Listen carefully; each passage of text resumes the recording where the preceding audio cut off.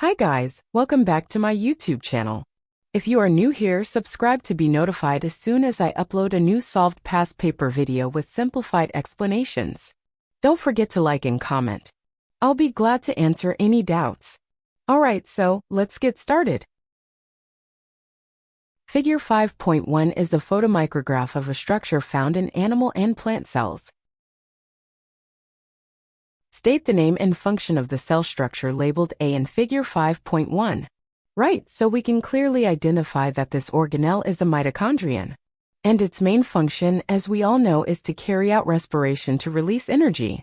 This is why mitochondria is also sometimes referred to as the powerhouse of the cell. State the two pieces of information needed to calculate the actual length of cell structure A in Figure 5.1.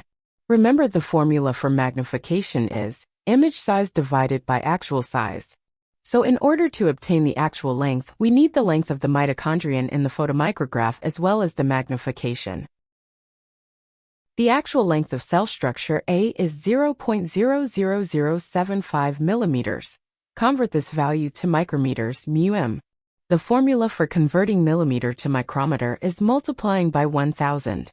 Therefore, to convert 0.00075 millimeters to micrometers, you simply have to multiply by 1000. This would give you 0.75 micrometer. Alright, so here we reach the conclusion of this video. I will be posting the next part shortly. You can visit the entire playlist, and if you have trouble with selective questions, you can watch accordingly.